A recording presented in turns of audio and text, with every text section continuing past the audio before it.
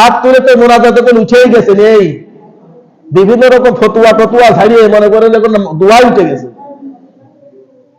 মানে বেদাত কোটি কোটি কোটি সবই বেদাত থেকে দাঁত আর নেই, ঠিক কিনা বলেন? অনেকে বলে থাকে ফরজ নামাজের পরে হাত তুলে মোনাজাত করা বেদাত, সকাল বলে নাউজুবিল্লাহ। কত প্রমাণ নেবেন? বহু প্রমাণ আছে, নবীজি সাল্লাল্লাহু আলাইহি সাল্লাম থেকে বহু প্রমাণ আছে হাত তুলে মোনাজাত করার। এমনকি নামাজের বাইরে তো দূরের কথা, নামাজের ভিতরে তো আল্লাহ নবী একসাথে সাহাবা আজমাই মিলে হাত তুলেছে। এখন অনেকে মনে করেন যে নবীজি সাল্লাল্লাহু আলাইহি সাল্লামের এই হাদিস অনুসরণ করে অনেক সময় মানুষ বলে থাকে, কথা বলো না বাচ্চারা, যখন বৃষ্টি হয় না, অন্যদিকে ভালো খেয়াল করেন, যখন বৃষ্টি হয় না তখন দেখবেন ওনারা যে সবাই মিলে আল্লাহর কাছে হাত তুলে মোনাজাত করে না করে না? ওই সময় জায়েজ হয়। আর আমরা নামাজের পরে হাত তুলে মোনাজাত করি না, জায়েজ হবে। কথা হলো কি, ইবাদত আল বেদাত কাকে বলে?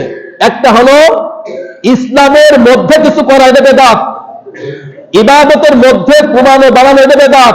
কিন্তু ইবাদতের জন্য যেটা প্রয়োজন ওইটার কম বাড়ানো বেদাত হয় না, ঠিক কিনা বলেন?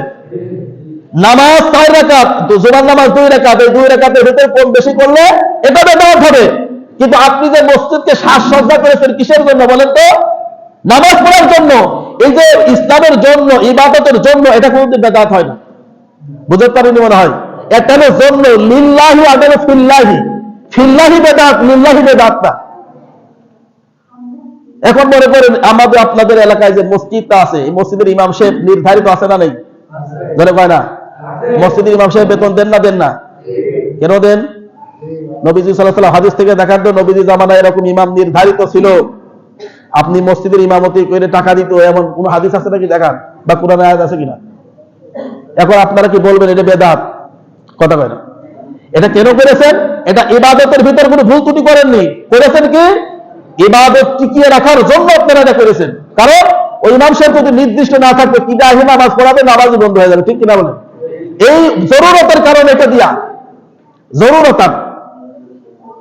এই যে আপনারা 1:30 নামাজ পড়েন, নবীজি সাল্লাল্লাহু আলাইহি সাল্লামের জামানায় আপনি দেখান তো 1:30 সময় ঠিক 1:30 বাজে নামাজ হতো, এমন কোন প্রমাণ হাদিস কোরআনের ভিতর নেই। নবীজি সাল্লাল্লাহু আলাইহি সাল্লাম যখনই আসতেন তখনই নামাজ পড়াতেন। এই যে মসজিদের ভিতর আপনারা সুন্নাত পড়েন না? এইরকম সবাই মিলে একসাথে মসজিদে সুন্নাত পড়া, নবীজির জামানা ছিল না। ফরজ নামাজ পড়ে যার যার বাড়ি চলে যেত, বাড়িতে সুন্নাত নামাজ পড়তো, ঠিক কিনা কোন? তাহলে আপনি বলবেন মসজিদের ভিতর সুন্নাত পড়া বেদাত? কথা কয় না। এই জন্য বেদাত যে কার কয় সেটাই তারা বোঝে না। এই যে আন্দাজে ফতোয়া মেরে দেয় যে একসাথে মোনাজাত করা এটার বেদাত। সকল বলে নাউজুবিল্লাহ। বেশি বেশি পরিমাণ দোয়া করতে হবে। বলছেন কে?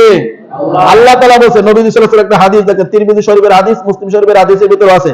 তিরমিজি শরীফের হাদিসের ভিতরে নবী সাল্লাল্লাহু আলাইহি ওয়াসাল্লাম বলতেছেন, ইন্নাল্লাহা হাইয়ুন কারীমুন, ইন্নাল্লাহা নিশ্চয় আল্লাহ তাআলা হাইয়ুন কারীমুন, চিরঞ্জীব এবং চিরসম্মানিত। ইযা রাফা'আর রাজুলু ইলাইহি ইয়াদাইহি, যখন কোন বান্দা আল্লাহর কাছে 2 হাত তুলে দেয়। কয় হাত তোলে? কে বলছে? নবীজি বলছে, সহিহ হাদিস, তিরমিজি শরীফের হাদিস।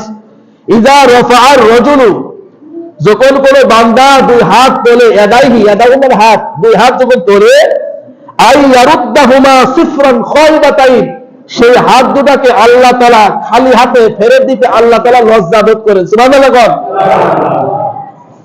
তাহলে কোন বান্দা যদি আল্লাহর কাছে হাত তুলে দোয়া করে, আল্লাহ রাব্বুল আলামিন ওই হাতকে ফিরিয়ে দিতে লজ্জাবোধ করে। আর আমরা হাত তুলে আল্লাহর কাছে দোয়া করতে চাই না। এটা সহিহ হাদিসের ভিতরে এসেছে। তোমার জীবনকে যদি পরিবর্তন করতে চাও, তোমার তাকদীরকে যদি তুমি পরিবর্তন করতে চাও, তাহলে দোয়ার মাধ্যমে একমাত্র তাকদীর পরিবর্তন হয়, অন্য কোনো ভাবে তাকদীর পরিবর্তন